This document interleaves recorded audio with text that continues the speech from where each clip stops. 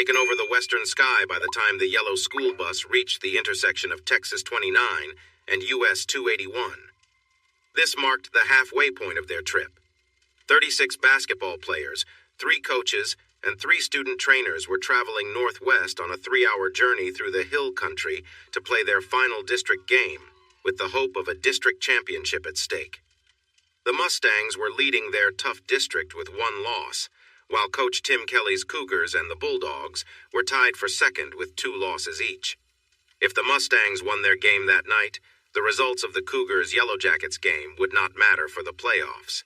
However, if the Mustangs lost and the Cougars won, they would have to play a game to determine the district winner. If the Yellow Jackets won and the Mustangs lost, there would be a 3-way tie, and they would have to flip a coin to decide the district representative. Both teams understood that the Mustangs losing to a team in 6th place was unlikely, but they were ready to play. They were cautious because Austin weathermen had been predicting the rare occurrence of freezing rain. They even mentioned the possibility of blizzard-like conditions, but everyone laughed it off. That almost never happened. The morning forecast had said that any freezing conditions wouldn't hit the western hill country until after midnight, so they were hurrying to get the game in before the weather turned bad. If the storm came as predicted, it would follow them home without causing trouble for the bus. Still, weather forecasts about a cold front meeting warm, moist air could be tricky. It had been nearly 8 hours since Coach Kelly last heard an update. When he checked at noon, the Bulldogs coach told him that the forecast hadn't changed, so the games were still happening. So, here they were, driving into a winter storm in an old school bus with a weak heater, hoping for the weather to hold long enough for them to play and get home safely, likely well after midnight. Coach Kelly parked the bus next to a large convenience store. He stood up to face the students and reminded them to represent their school and families well while they were inside. He told them that the bad weather coming meant they might not have a chance to eat after the game, so it was a good idea to grab some snacks now. They could eat a burger or something filling at the concession stand after their team played. The 2 assistant coaches went inside with the players to make sure they behaved in the store and to ease the worries of the staff that they might cause trouble. They were confident that the well-mannered kids would not do anything wrong, but it was wise to keep the store staff happy, so they waited by the doors until all the kids were back on the bus. Coach Kelly stood up, stretched, and walked around to get his blood flowing before driving the last 90 minutes to their destination. As he walked near the bus, he looked over the tires and checked for any leaking fluids. It was important to avoid a flat tire or any breakdown during this trip that featured winding roads and steep hills. He turned to look at where they were headed to the northwest, and noticed that the clouds were getting darker and closer in just a few minutes since he last looked. The speed at which the clouds were rolling in made him doubt the weather forecast about when the storm would arrive. He wished he had one of those new mobile phones that someone had invented years ago, but big companies didn't want to take the risk to build the expensive networks needed to make them work everywhere. Tim thought differently and planned to invest in the first company that took a chance, but for now, no one seemed willing to do anything but talk. Maybe he should invite those company leaders to join him on some of these trips so they could see how much they were needed, especially in rural areas.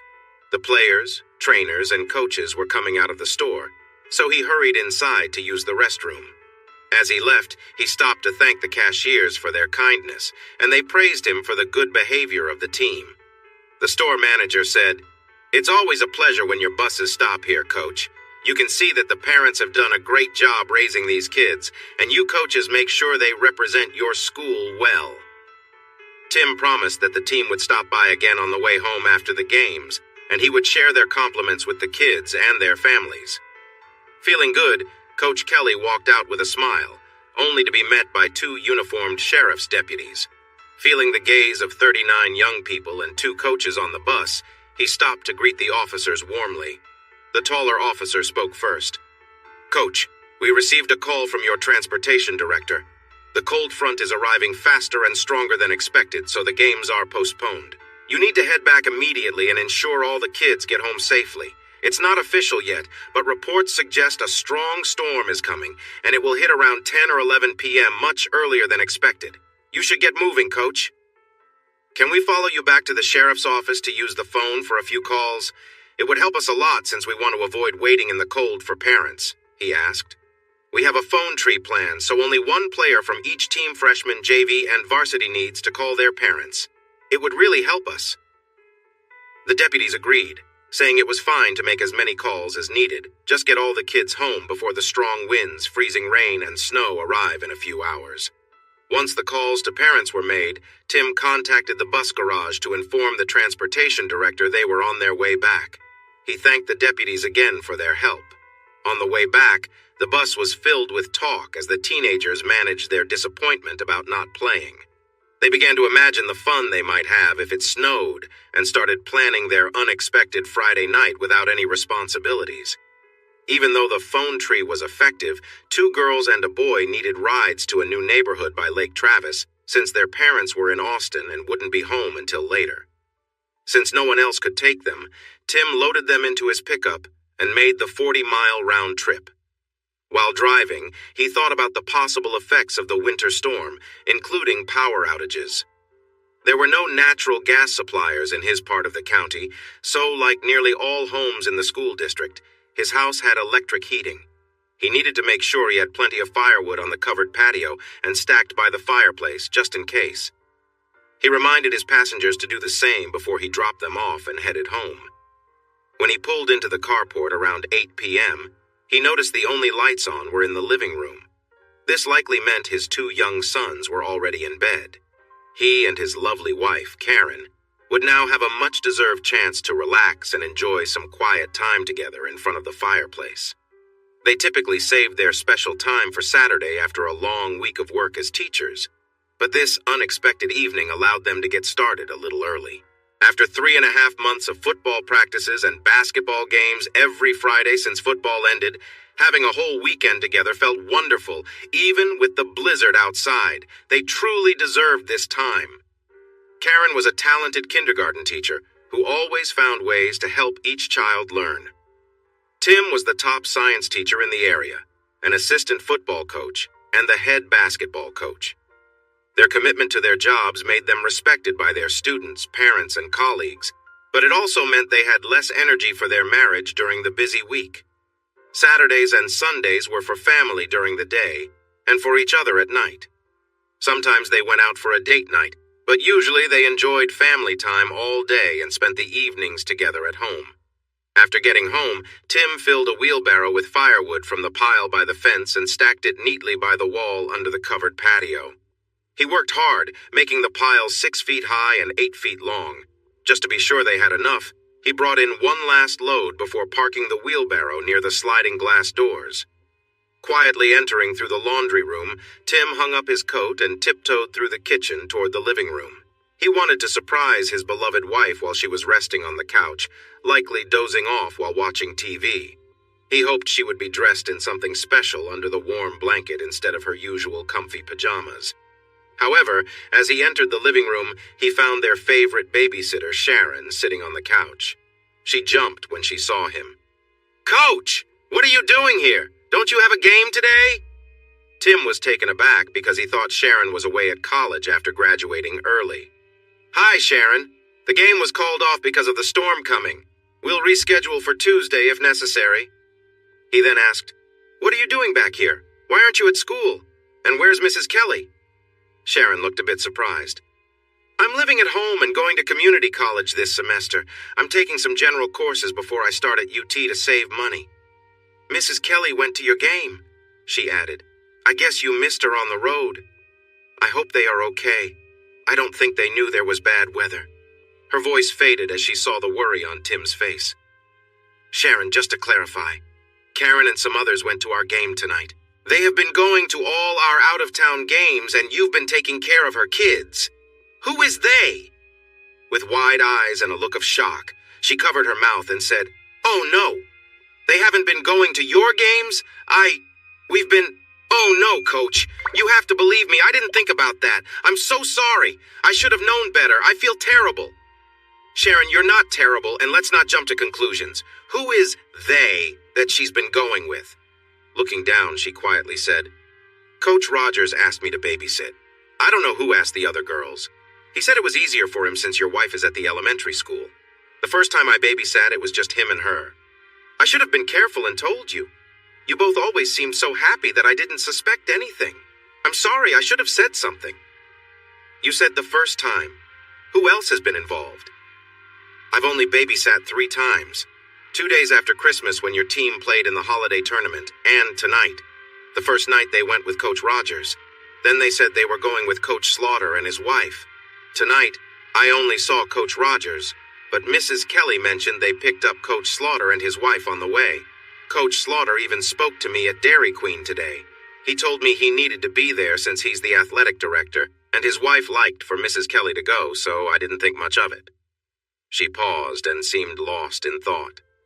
There were other babysitters for the other games, but Coach Rogers asked us not to discuss it among ourselves because your wife didn't want anyone to feel bad about not being chosen. Looking back, we should have been more suspicious. But you did share information among yourselves, Tim asked. Yes. Since I graduated in December, I don't see my friends much, but we still get together every week or two. When we do, we can't help but talk about your little boys. They're so adorable that we love sharing stories about them, Sharon replied.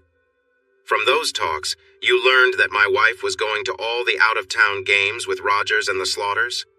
Tim asked for clarification. Yes, Sharon confirmed. Tim studied Sharon, noticing she looked increasingly uncomfortable. He asked, "When did he pick her up tonight?" "He dropped me off at 4 o'clock and they left shortly after," Sharon explained. "Mrs. Kelly had a casserole ready for the oven and asked me to feed the kids at 6. She mentioned that she wouldn't be back until around midnight since the game was quite far away." Tim let out a sigh. "Sharon, can you stay here until one of us comes back?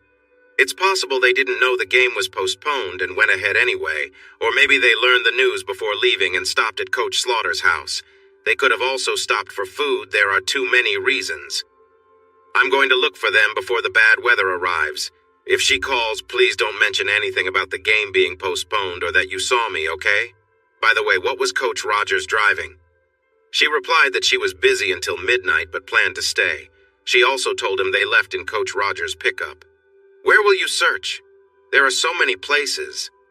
I have no idea where they might be, so I'm going to drive back to the high school to see if Coach Slaughter's car is there. Then I'll drive around to look for it. I'll also try to find out from the transportation director if they got the message about the game being canceled. If they did, I'll check homes, bars, and restaurants instead. Sharon, I promise I'll come back here to help you and the boys. I won't leave you alone during the storm." She smiled at his words, but then frowned. "What will you do if you find them, Coach? Please don't get mad and do something that could cause trouble. You are my favorite person, and I don't want anything bad to happen." Tim reassured her. "Sharon, you didn't cause this. Don't worry, I just want to make sure they are okay. There could be a good reason for all this, and I'll listen to her, but I don't intend to cause harm, just have a talk." She nodded, and he asked her to check on the boys and to get the flashlights and lanterns from the guest bedroom closet in case of a power outage from the storm. As she headed down the hall, he opened the coat closet by the door. He took out a pistol, a shotgun, and a lever-action rifle. He brought the guns to his truck, returned for his bag of ammunition, and put on a heavy coat he had gotten for a hunting trip in Colorado. He built a decent fire in the fireplace, lit the wood, and closed the screen. Pulling a wool cap over his head, he turned to find Sharon standing behind him with a flashlight. He told her, "Maybe you should get in bed, cover up, and rest. We might be up late tonight. That way you will be close to the boys' room in case they wake up and need something. Keep the phone by your side, keep the fire going, and if someone calls, act as if everything is normal. I'll be back soon." She placed her hand on his arm, looked into his big blue eyes, and reminded him to be careful. Then, she walked down the hall to the bedrooms. He grabbed his camera and some film rolls and hurried to the truck. Even with the carport shielding him from the cold wind, it was freezing outside, and the worst of the storm was still far away. Using the soft light from the kitchen window, he put on his belt and prepared his equipment. He made sure everything was ready before stepping into the pickup. When he looked back at the house, Sharon was standing in the open door, her hair blowing in the chilly wind. She appeared worried, and her outfit was not warm enough for the weather ahead. He promised himself he would get her home as soon as he could. The road to the lakeside ranch that John William Rogers had inherited from his grandmother was rough and narrow, so despite his feelings of anger and worry, Tim had to drive carefully. The radio was talking about the winter storm coming, which had already brought heavy rain and snow to the area. The announcer warned that the storm was getting worse, with more freezing rain as cold air mixed with warm air. He advised listeners to prepare for possible power outages, but said that workers would be ready to restore power as quickly as possible. These warnings made Tim more determined to return to Sharon and his sons. He thought carefully about his plan. He couldn't leave them alone all night without light or heat, so he needed to make sure he did things right. He had 4 questions to answer. Who was she with? What were they doing? How long had it been going on? And why? Even if he had to be firm, he would find out the truth. The pickup was warm, but he felt nervous inside. Before reaching the last house on the road to the Rogers Ranch, Tim slowed down and turned off his headlights. He didn't want anyone to notice his truck or suspect that another vehicle had visited the Rogers Ranch house. The house was set back from the road but was brightly lit. From his spot, he could see the TV on in the living room and the heads of the old couple sitting on the couch, their backs turned towards him. About a quarter-mile after passing the house, he turned his headlights back on, grateful for the fading, natural light that helped him stay on the narrow road as a storm approached. He switched off his headlights again as he neared the final hill of his journey. Stopping about a quarter-mile from the well-lit house, he backed into a pasture road, hidden by brush. The pasture road followed a small stream that crossed the county road. The house was out of sight behind the hill, so no one could see him either. The sky to the northwest had grown completely dark, with flashes of lightning signaling the storm's approach. Though the storm was coming fast, the moonlight above still gave him enough light to see the road ahead. He estimated he had about 40 to 45 minutes before the storm would hit, which could make getting out of there risky. He pulled the belt and scabbard from the console, securing his knife across his left shoulder where he could easily reach it. He slung his rifle over the other shoulder and hung a camera around his neck. Then he took out a small cassette recorder, which he often used for preparing lessons, and tucked it into his hunting jacket's inside pocket. With a flashlight secured in another pocket, he felt weighed down but smiled. Thinking back to all the times he had carried similar gear and still managed to drag a deer out of the brush at night, he laughed at himself for complaining now. Holding his shotgun in his right hand, he jogged across the culvert and up the hill toward the ranch house. A single light on an electric pole in the back illuminated 3 pickups and a car parked there. Staying in the shadows along the east side of the house, Tim carefully observed the scene. Seeing no one outside, he moved quietly to the front, where light spilled from the windows. Avoiding the glow from the windows, he discreetly peeked into the living room. Inside, Coach Rogers, Coach Slaughter, and Barry Benton, the school board member known for his loud, brash behavior, stood chatting and drinking, clearly enjoying themselves. Tim, wanting to capture some of the conversation, pulled out his recorder. He knew one of the windows in the old ranch house was often left slightly open, so he set the recorder on the ledge beneath it. The laughter quieted for a moment, and then he overheard Benton make an inappropriate comment, his voice loud and obnoxious as usual. Tim shook his head, aware of the kind of people he was dealing with, but kept his focus on gathering the information he needed. "Thanks for inviting me again, JW and Steve," Benton said. "She sure is," Slaughter replied with a grin. "A lovely and energetic woman, and thanks to JW and me, she's become the life of the party around here." "Yeah? How'd you two get her interested?" Benton asked, curious. Slaughter leaned back, recalling the story. "It all started last summer at the coaching workshop in Dallas. She was always around, wearing these cute little outfits. She had a way of catching everyone's eye, especially when we saw her relaxing by the pool. I remember telling JW, we've got to get to know her better. So we came up with a plan. Her husband Tim was supposed to go out with her one night, but I arranged for him and the new coaches to attend the All-Star game instead. That threw a wrench in their plans, and she wasn't too happy when Tim called her to explain. She was already dressed up and waiting at the bar," Slaughter continued. "I apologized when I saw her and explained it was work-related. I tried to make it up to her by buying her a couple of drinks, and we ended up talking in a quieter part of the bar. We were alone, and after a while I got her to dance with me. I kept the conversation going, and before long, we were getting along well. But she wasn't too comfortable with things going further, so she excused herself and left. Slaughter paused, then added, "After that, she avoided me for a bit, but JW came up with an idea when basketball season rolled around. JW, you take it from here." JW chuckled and said, "Well, people say I've got a way with words, you know." "Some do. The rest probably think you're full of it," Benton joked. "Maybe," JW replied, "but I started chatting with her more during the games. I'd drop by her room after school just to talk, and then I'd give her a call when she got home. Little by little, we became friends, and that's how things got rolling." The conversation continued, and the three of them shared stories and laughed, reminiscing about the events that brought them together. In the beginning, it all seemed innocent. I was charming, offering compliments and teasing remarks about how her husband was off and away, leaving her to juggle the responsibilities of raising the kids, managing the house, and working full-time. It was the usual back and forth of flirtation. Over time, the flirting increased, and by early December, we were frequently talking late into the night. Our conversations became more personal, discussing everything from how her day went to light-hearted jokes. It was clear that we were growing closer, and I could sense a shift in our dynamic. Later that month, when her husband was occupied with work, we decided to meet up. I suggested we go out for a drink to relax and unwind, and after some hesitation, she agreed. We both knew that going out in public might draw attention, so I recommended a quieter spot to avoid any gossip. Once we were alone, the atmosphere became more intimate. We continued talking, and as the evening went on, our connection deepened. There was a natural closeness between us, and eventually, that led to sharing a kiss. At first, she was hesitant, but soon we were caught up in the moment, exchanging kisses with growing intensity. As the night continued, our feelings became more apparent. The bond we had been building over weeks came to the surface, and we spent time together, lost in the connection we had created.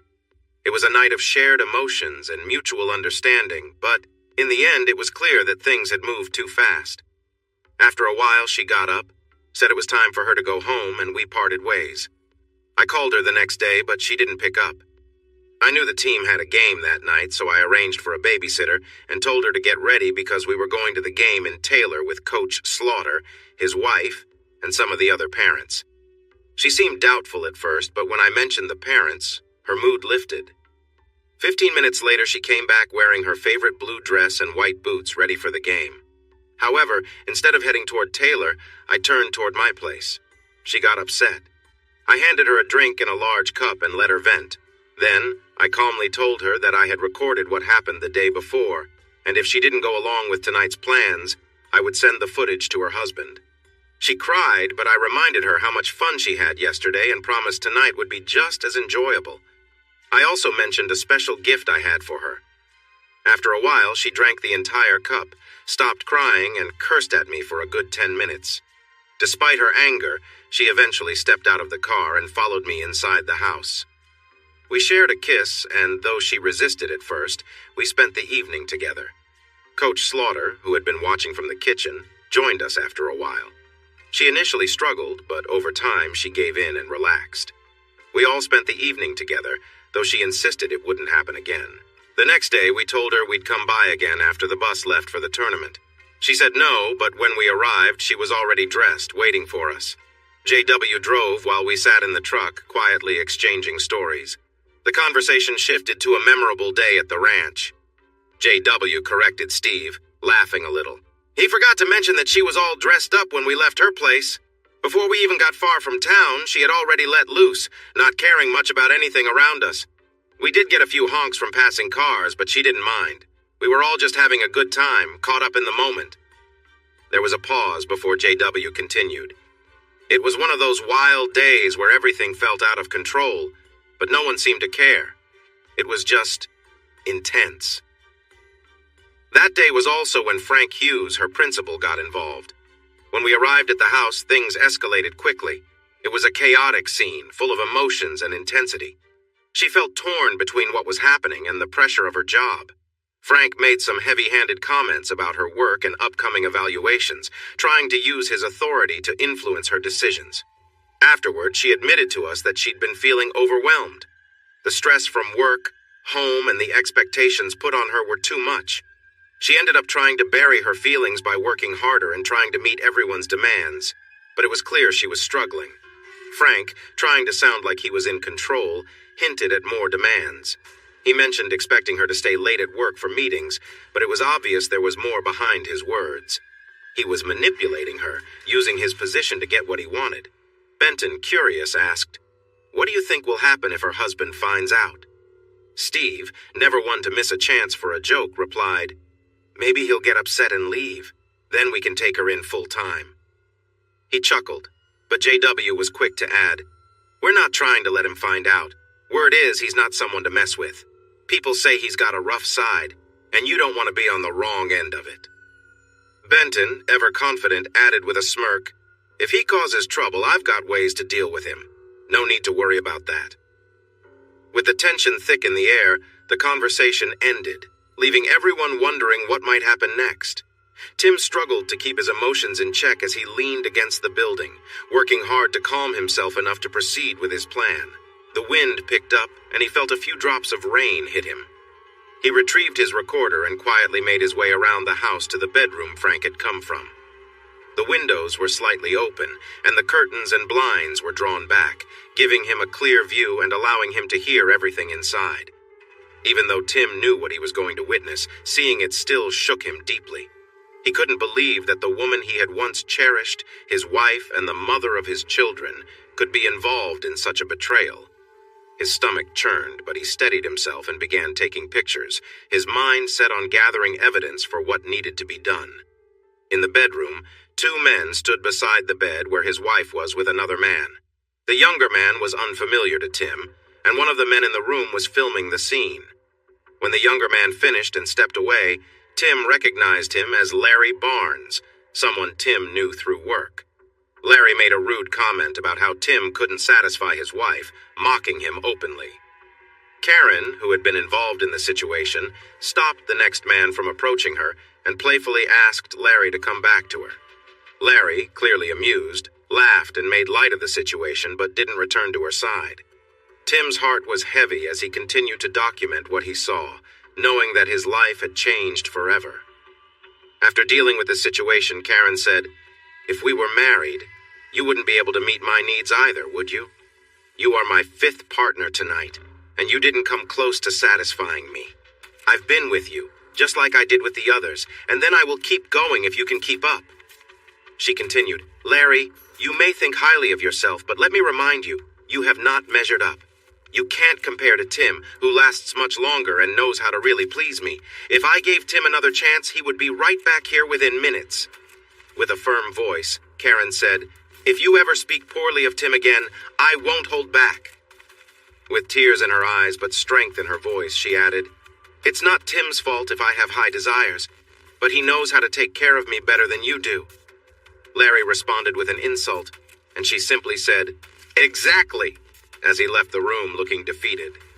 Feeling the tension lift, Karen got off the bed and moved to the restroom, then into the living room. Tim returned to the window just in time to hear Karen say firmly, "I'm done. I need to go home now." Her friends were not happy to hear this. Steve, JW, Frank, and Benton took turns trying to change her mind, promising to keep Larry away if she stayed a little longer. JW came over and put his arm around her. "We promised we would send you home happy, not upset. Just have a drink with us for a bit, then we can figure out what to do next. There's no hurry. We all care about you, and we want to make sure you have a good time. Plus, if we manage to film this 5-person scene tonight, we can take a break for a while after that." JW told Larry, "You need to apologize to Karen for what you said earlier, then grab your things and head home. We wouldn't want your wife worrying about where you are, would we?" Tim was almost finished with the second roll of film, but with everyone trying to convince Karen to stay, he quickly decided to slip into the bedroom and grab the videotapes from the cameras they used. When Tim entered the bedroom, he quickly removed a tape from the tripod near the foot of the bed and replaced it with one from a stack of blank tapes sitting on a chair. He did the same with the camera that had been left on the bed. As he was about to leave, he noticed more tapes on the bookshelf by the door. He grabbed the pillow that had been on the bed, removed the case, and stuffed the pillow under the bed. Looking over the tapes, he chose the ones labeled KK and added another marked Highlights. Then, without paying much attention, he grabbed several other tapes and stuffed them all into the pillowcase until it was full enough for him to tie and carry. Stepping back outside, the cold wind hit him hard, now mixed with freezing rain and sleet. Tim realized he didn't have much time. He hurried back toward his truck, carrying a shotgun in one hand, the pillowcase in the other, and a rifle slung over his shoulder. When he reached Larry's car, something about seeing it sparked a sudden rush of anger in him. Pulling out a knife, he slashed the tires and muttered to himself about how Larry deserved it. His rage not fully satisfied, he went from one vehicle to the next, puncturing all their tires. He even scratched the paint on Larry's car with his knife, feeling a twisted sense of satisfaction. Tim's anger had now shifted to destruction. He thought about the threats they had made against him and his family. They had said they would kill him if he ever found out, and now he had. It felt like the choice had been made for him. As the wind picked up and the storm made visibility worse, a new idea crossed his mind: cutting off their power. He considered shooting the transformer, but then remembered there was a backup generator in the pump house. He rushed over, grabbed an axe from the shed, and smashed the generator until it was beyond repair, gasoline spilling onto the floor. Laughing to himself, Tim felt a wild energy rise within him, something he hadn't felt in years. He looked around, thinking about what to do next. Tim felt a surge of anger as he looked around, seeing mostly useless things. In a fit of frustration, he swung the axe at the electric box for the pump.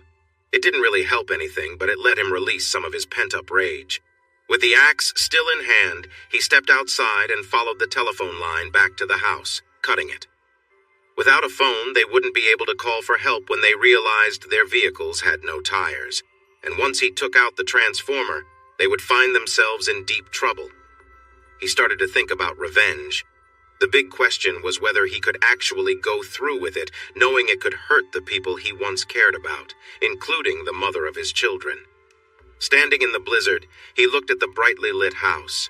Inside was the woman he had loved for 6 years, and he couldn't help but feel a mix of sadness and anger. The house contained several men who were around her now, men he knew well.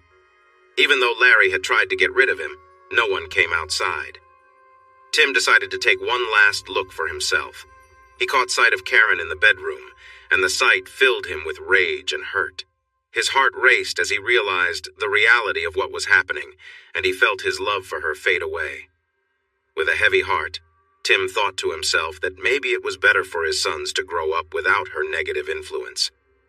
He took some pictures with the last of his film, capturing moments that he never wanted to remember. The scene was chaotic, and he turned away from it, trying to gulp down the anger as he walked back to the pole. Against the fierce wind and with the sky cracking with lightning, Tim stepped back a few paces and aimed his shotgun at the transformer line. He waited for a flash of lightning and fired just as thunder rumbled, hoping to blend the noise with the blast. In an instant, sparks flew, and chaos erupted as the line seemed to burst. The lights in the house went dark as he hurried away from the dangers of the snapping wire. Feeling satisfied, he ran toward his truck. Once he reached the edge of the brush, Tim paused and glanced back at the house through the swirling snow. He saw a flashlight shining and noticed a man come out the back door, yelling to the others, "Wow, the blizzard is here! Oh no, the power line is down, sparking near our trucks! Get dressed! We need to leave now!" His loud laughter was lost in the storm as he turned back to his truck. The rain and sleet had changed into a heavy snowstorm, making it hard to see. He walked about 100 yards when he heard a loud noise and the sky lit up. Looking back, he saw a fire burning somewhere behind the house, likely in the pump house or one of their trucks. He chuckled and kept going. The bushes on each side of the road helped guide him through the gully to the pasture road, where he finally saw his truck through the snow. It was covered in ice, and even with the strong wind, snow stuck to the ice. Tim started the truck and turned the heater on high. He reached under the back seat, pulled out a can of dicer and a scraper, sprayed the windshield, windows, and mirrors, and scraped them clear. He got back in, engaged the four-wheel drive, and headed back toward town. Confident that no one could see his lights in the blizzard, which limited visibility to just a few feet, he turned on his low beams and fog lights and made his way home. He couldn't see the ranch house and hoped the elderly couple there wouldn't spot his lights. Suddenly, the dark sky behind it lit up and then faded. One of their trucks was gone. He laughed again and focused back on the road. It was slow going, but he made it off the dirt road and onto the pavement leading to town. There was no traffic, but he had to drive cautiously because he could barely see a few feet in front of the truck. The headlights shone brightly but quickly disappeared into the falling snow. As he drove, he thought about the unusual group that his wife was involved with. If he found her with someone handsome, he might have understood, but not this group of unappealing, out-of-shape men. What was going on? J.W., the first man involved, was shorter and heavier than Tim, with an average build. He may have been nice-looking years ago, but he now looked older than his age. Steve was about 5'8", tall, and looked quite heavy. He might have had some advantages, but his size was a clear issue. Frank was 6'2", but very thin, with noticeable features and an odd hairstyle. Frank was also older, and Benton was shorter and heavier with a lot of features that didn't help his appearance. He worked as a lawyer, but most of his money came from his family. His current wife was his third, and after losing a lot to his first 2 divorces, he knew he couldn't afford another if this one didn't go well. They had a contract to protect his assets, but he made it very strict if she was unfaithful.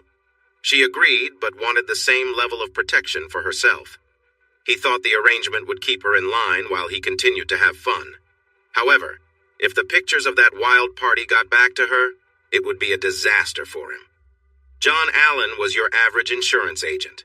He looked all right in a suit, but without clothes, he didn't impress anyone. He was a bit overweight with skinny arms and legs. His boss, Joe Ward, was even heavier and always wore suspenders to keep his pants from falling down. He often claimed this would be his last job before retiring, but he also liked to brag about his prowess in various areas, so it was hard to tell what was true. Larry was the most attractive among them and was in great shape. He was around Tim's age, while the others were in their 50s and 60s. He wondered why his beautiful wife, who could have anyone, was with these guys. Then it clicked. She was involved with these men for a while, and it started after Christmas. There were mixed reasons, like her curiosity and the influence of people who took advantage of her. Tim felt certain there was no way back for her now. The fact that she was able to keep her activities a secret for 2 months made it clear she couldn't be trusted. This raised doubts about whether she really loved him at all. Among the men, there were coaches, school leaders, and even someone married to his ex-favorite. This new betrayal by them and how they treated his family meant they would face consequences. As he drove home, the streetlights were still on, but he knew it wouldn't last. The strong winds were crashing into trees, and soon the power would likely cut out. Tim hung his insulated pants and parka in the laundry room. He then hid the tape recorder, videos, used film, and camera in the attic, behind some empty moving boxes. It was a close call, but he had kept his promise to be back to take care of his sons and their babysitter before the storm got too strong. The storm had definitely arrived, but he could still wake the boys and take their 18-year-old babysitter Sharon home to her parents. Sharon heard him come in from the laundry room and met him in the kitchen with a worried expression.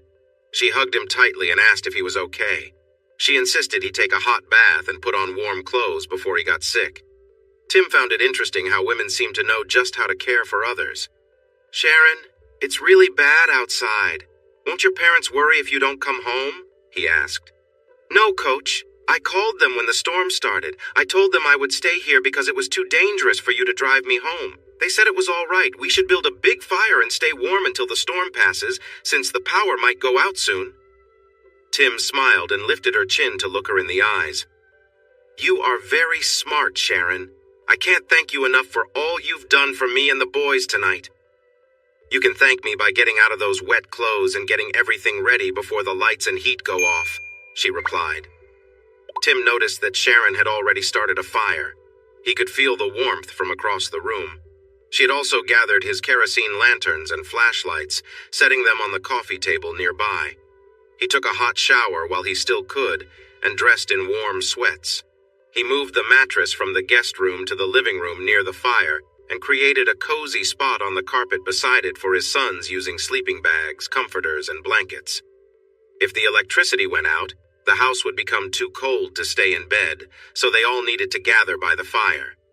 "Sharon, come with me. We need to get you in some warm clothes. Karen has some cozy sweats in her closet. Take a hot shower and then put on some fleece sweats and wool socks. You might want to layer up to stay warm. I'm going to move the sleeping boys onto their spot and cover them with blankets. Please bring some blankets from the king bed in my room when you come back, so we have enough for the mattress, too." Just as Sharon entered the living room with the last of the blankets, the electricity went out. Tim added more logs to the fire, lit a lantern, and he and Sharon sat on the mattress facing the fireplace, with the lantern flickering behind them. She nestled close to him, wrapped a blanket around them, and said, "I like this. The flickering lights create a nice mood, and being held by you makes me feel warm inside." He knew he shouldn't be holding her that way, but he was feeling angry and hurt. She needed comfort. He handed her a large glass of water from the coffee table and told her to drink it all. "I filled up our pitchers in 2 big containers so we have enough water. The city gets its water from the lake, and if the storm gets worse, we might have problems," Tim said. "We need to stay hydrated, especially now. We have enough to drink and even some extra to flush the toilet if we're careful." Sharon drank her water but stayed quiet. He could feel her looking at him. He turned to her and said, "Coach, did you find them?" He held her gaze and replied, "I searched everywhere reasonable. I even drove to the club she likes, but found nothing. I have no idea where they are, but we both know Karen has been sneaking away for 2 months, lying about it. So, let's leave it at that, okay?" What he really thought when she asked was very different. "I saw my wife with 7 other men and took pictures of them together. What did I do next? Something I might regret, but not what I truly wanted, which was to confront them all on the spot." Sharon moved closer and leaned in. "Coach, I turned 19 at midnight. This will be the most exciting birthday I've ever had, or probably will ever have. I'm not scared because you're here, but I might get a little emotional tonight. It's been a rough experience for me. I'm so let down by Mrs. Kelly." He sighed and changed the subject. "We both need some sleep. If you wake up and the fire is low, wake me up and I'll get more logs. I don't want you to go because the wind is strong and the door might not stay closed, making the house colder." Suddenly, Sharon jumped up, grabbed a flashlight, ran to the bedrooms, and returned with pillows for both of them. They exchanged goodnight wishes, slipped under the covers, and tried to fall asleep. Tim knew he should sleep but wasn't sure if he would. He was surprised when he woke up 3 hours later with Sharon sleeping against him and the fire burning low. He gently pulled away from her, put on a long coat and rain boots, and stepped outside to gather wood. The storm seemed to have gotten worse. The lightning and thunder were gone, but the wind was howling, blowing the snow sideways. The air was icy cold, and Tim quickly shut the sliding glass door to keep the snow from blowing inside as he gathered the wood he had prepared earlier. Tim managed to bring the wagon full of wood indoors without too much trouble. He parked it beside the fireplace and got the fire going again. Once it was burning brightly, he checked on his sons, who were cozy and fast asleep. Satisfied, he quietly slipped under the blankets, trying not to disturb Sharon. She didn't wake up but shifted closer to him, making herself comfortable.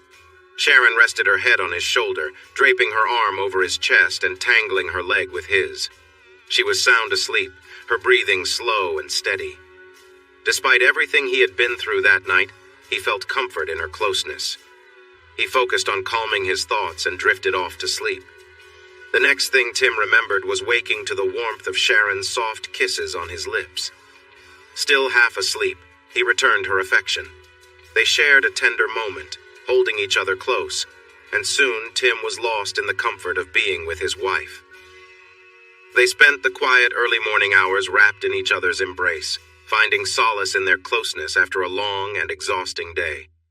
Eventually, they both fell back into a peaceful sleep, the warmth of the fire filling the room. Tim felt a rush of confusion as the realization hit him. He wasn't with his wife. This was Sharon, the babysitter, and everything suddenly felt wrong. Sharon had just expressed her gratitude, telling him how much she had enjoyed the moment, but his mind was spiraling. She nestled beside him, her body resting against his, still basking in the aftermath of their shared connection. "Tim, this is the best birthday present I've ever gotten," she said softly, kissing him once more. but he could barely focus on her words. His thoughts were clouded with guilt. Sharon's gentle touches and kind words were filled with innocence, but Tim's conscience was fighting hard to regain control. He struggled to maintain his composure, scolding himself internally. This isn't right. She's young. She trusts you. He couldn't allow things to go any further, no matter how much his emotions were tangled. He gently pulled his hand away as Sharon's expression changed, her eyes searching his face for signs of hesitation. He knew she was looking for reassurance, and although she didn't find guilt there, Tim knew they needed to stop. "Sharon, we should stop," he said softly, trying to break the moment as gently as possible. Sharon nodded, though she seemed a little confused. After a moment, she gave him one last soft kiss before moving to the side and getting dressed again, pulling her comfortable clothes back on. Tim sat in silence for a few seconds, trying to process what had just happened. He knew that stopping was the right thing to do, but the weight of his choices pressed heavily on his mind. Without saying anything else, he stood up, telling her he needed to get more wood for the fire before anyone else woke up. From all the times he had seen her in short shorts and her dance team uniform, he knew her legs were among the best he had ever seen. But now that he had seen everything else, he realized her beauty from head to toe was truly special. Feeling a rush of thoughts overwhelming him, he shook his head and turned his attention back to his chores. He pulled his shirt down, found his sweatpants, put on his rubber boots, buttoned his overcoat, and walked to the sliding glass door where the firewood was kept. Tim opened the heavy curtains and was amazed to see that his yard, the outbuildings, the trees, and everything else was covered in snow. Seeing such a winter scene in central Texas felt unreal. Wanting to share the view, he signaled to Sharon, who cuddled under his arm and admired the beauty with him. He kissed her on the head, released her, and dashed outside to gather more wood. Once the fire was going again, he walked down the chilly hall to the even colder bedroom to grab his battery-powered radio. The early news was all about the weather, the ice and snow, the fallen power lines and outages, the dangerous driving conditions, and the many closed roads. He listened until he got too cold, then turned it off and returned to the living room. As expected, the boys were up and hungry. Sharon had poured their favorite cereal into bowls, and they were eating at the coffee table while chatting excitedly with her. She looked so sweet talking with the boys, but the way she looked at him when he returned was a clear reminder that she was all grown up. He took a seat beside her, trying to push his thoughts away. Mark and Patrick were so excited they could barely speak. Tim explained that it was kind of like camping, but at home. They cheered and laughed, but then little Mark looked around and asked, "Where is Mommy? She likes to camp with us, and I miss her." "Mark, sweetheart, she stayed with friends last night because the storm made it too dangerous to drive. Maybe she can come home today, but I'm sure she will be here by tomorrow. Sharon is staying because she can't go home either, and you boys can bring all your toys in here to play all day." Both boys protested loudly. It was their first snowfall at home, and they wanted to do all the fun things they had seen on TV. Tim put them off for an hour, but they were persistent, so he bundled them up. Sharon put on one of Karen's ski bibs and boots, and Tim hurriedly pulled on a heavy jumpsuit he wore for hunting. He grabbed the Polaroid camera and took everyone outside. The fun lasted only until the 25-degree weather made building a snowman and throwing snowballs less enjoyable. They quickly hustled back inside. The boys took off their wet gloves and clothes and warmed their little hands and bodies by the fire while Tim and Sharon changed. After their chilly adventure, the boys were happy to play with their toys on the carpet next to the fire. By 10 o'clock, the strong winds had calmed down and a bit of sunshine peeked through the clouds. Tim knew the sun would start melting the snow. He figured that Karen's friends would soon bring her home once they could fix their cars or get a ride. He turned on the little radio again and listened to various reports. A few caught his attention. It was snowing less south of Austin, but it was worse to the north and west. San Marcos and towns to the south were back to normal, while places like Williamson, Bell, and Lampasas counties still had no power, and many roads were closed. The hill country had more trouble, with over 6 inches of snow sitting on top of a slippery layer of ice from freezing rain. The high school where he worked had some damage to its roof. but the police had trouble finding the superintendent for instructions. They asked people who knew where he was to contact the sheriff's office as soon as possible. Tim smiled and quietly hoped that the roof had fallen in on the superintendent and his group. He didn't include Karen in that wish because he didn't want to upset his sons. Her behavior had made his heart hard. Tim thought about what to do next and decided he needed advice from his lawyer who lived nearby. His gut told him to stay home and face Karen and the friends who brought her back, but his mind said he should talk to his lawyer first to avoid making mistakes. In the end, his mind won. "Sharon, boys, I'm going to get dressed, get in the truck, see if the roads are open, and check on the electricity situation. If it's going to be off for a while, we may need to go somewhere that still has power until it comes back on. I'll go alone because I'm not sure how safe the roads are, but I'll be back in 2 hours or less." Sharon looked worried, but he smiled at her, winked, and asked her to keep the boys busy so they would be ready for a nap when he got back. She winked back, her face brightening, and said she would make sure they were really tired, adding that she wanted to enjoy the rest of her birthday surprise when he returned. Tim started the truck and returned to the laundry room. He gathered some important things: his camera, a bag of videotapes, and a tape recorder. Then he went back inside to say goodbye and drove carefully out of their cul-de-sac. The roads were better than Tim expected, and with his four-wheel drive truck and all-weather tires, he reached his lawyer's house without much trouble. Andy Robbins was only a bit older than Tim. He had gone through a tough divorce a year ago when he found out that his wife was involved with her boss. He discovered this when he returned home to grab some papers and caught them together in his room when they were supposed to be at work. Andy was understandably upset and confronted the man. He got into trouble for it and ended up in jail. When he got out, he found that his wife had emptied their bank accounts and left with their daughter.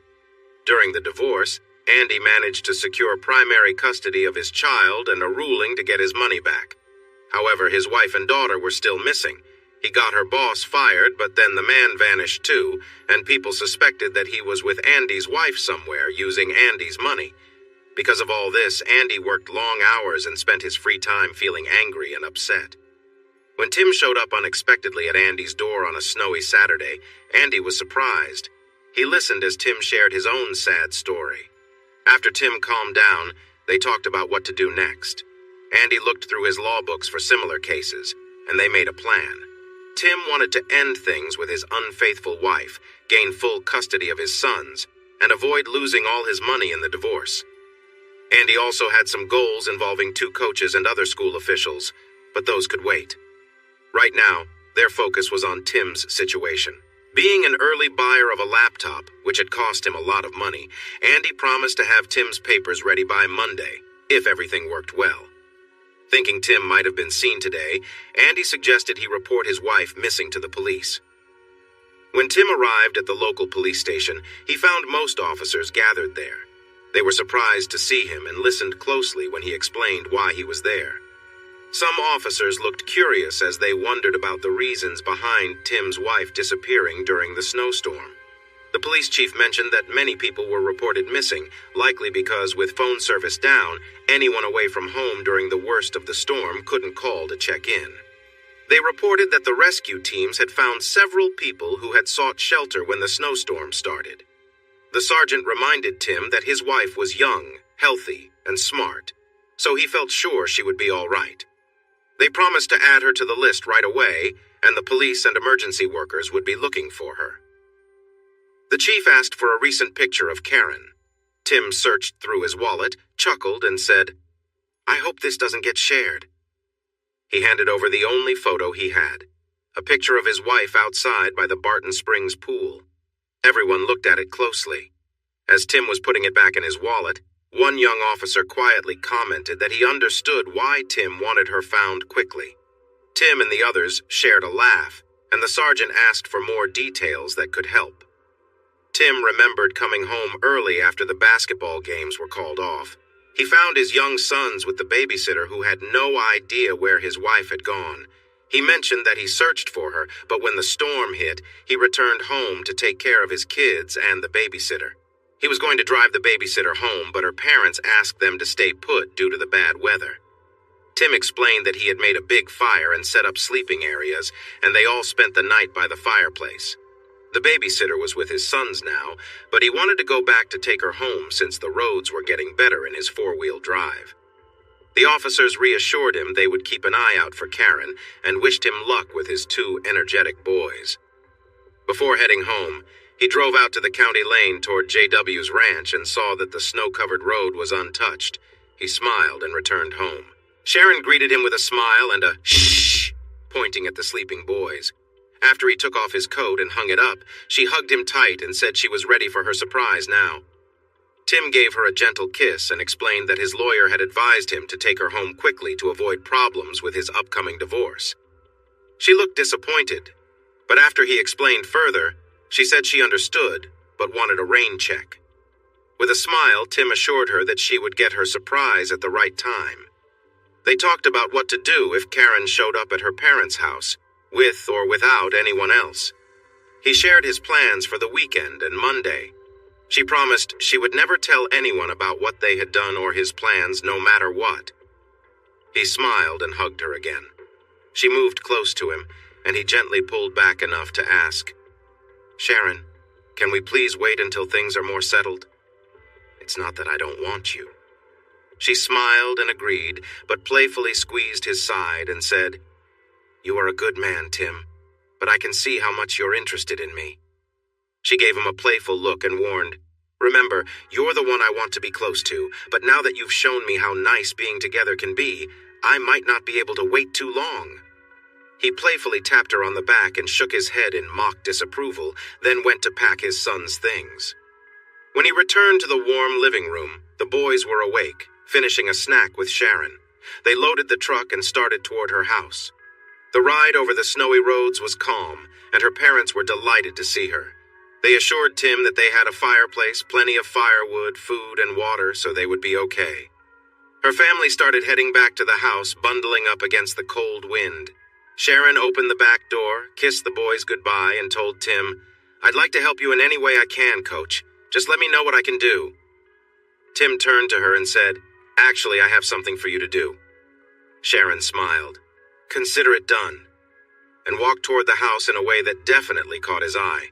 He grinned and honked as he pulled away, wondering if there could be a future for a connection between a 19-year-old and a 26-year-old. Probably not, he thought. But she was quite charming from head to toe, and he admired her youth and energy. Perhaps a close friendship between a recently divorced man and a college student could work, especially when summer came.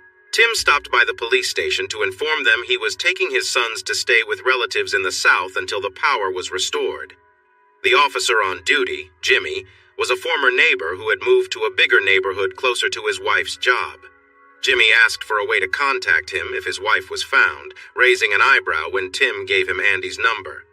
"Since there are no phones yet, I don't know where we will stay, but Andy will know where I am and how to reach me. He's a neighbor and my lawyer, but let's just keep it as neighbor and friend for now." Jimmy noticed Tim's bare ring finger and held up his own. "I understand, brother, I understand. When I saw her name, I was curious why she wasn't with her family. Any idea where she might be?" "Not really. I came home about 7 hours early because our basketball game was postponed. The babysitter was there, and she told me Karen was picked up at 4:30 by a man in a pickup truck, but she didn't say where they were going or who he was with. Please let Andy know as soon as you find her, no matter what. I'm not sure I want the boys around if things get tough, or if I discover she was out doing something not right." Jimmy patted him on the shoulder and wished him a good journey, reminding him that there would likely be other drivers on the road who might struggle in the snow, so he needed to be careful. The main road to Austin was blanketed in fresh snow. The traffic lights were out, and several cars were stuck in the ditches, but his 4X4 with all-weather tires handled the conditions well. However, he was running low on gas, so he stopped at a gas station just south of Austin. He bought a newspaper and flipped to the sports section. He saw the headline, "Mustangs Win District Title." The first and sixth place teams had played their game the afternoon before to avoid the storm, and the first place team won. This meant that they wouldn't reschedule the postponed game since it wouldn't affect the playoffs anymore. Tim felt both sad and relieved. Sad that his team was out of the running, but relieved that he was done with coaching for the year. Now he could focus on the difficult things ahead. As he expected, by the time they reached San Marcos, there was only a little snow, and when they got to New Braunfels, there was none at all. Tim drove straight to his friend's house, left the sleeping boys in the back seat, and knocked on the door. Will, known as Wild Willie to his friends, pulled him into a big hug and tried to bring him inside. Tim explained that his boys were in the truck, so Will helped him carry them into the house. His wife, Laura, told them to put the boys on one of the beds in the guest room, then they all went to the kitchen to talk. After discussing the winter storm, Will asked why Karen wasn't with him. Tim explained that he came home early because the basketball game was canceled, only to find their babysitter at his house. The babysitter mentioned that she was there so Karen could go to the game with his boss and another coach, as usual. The only issue, Tim told them, was that his wife and the coaches hadn't attended an away game all season, and they weren't going to this one either. Laura looked worried and came around the table to embrace him. Tim explained that he was looking for a place to stay until tomorrow or Monday, and why.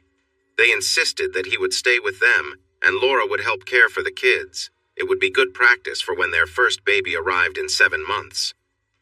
He looked at her closely and jokingly said, "Wow, you don't look pregnant at all.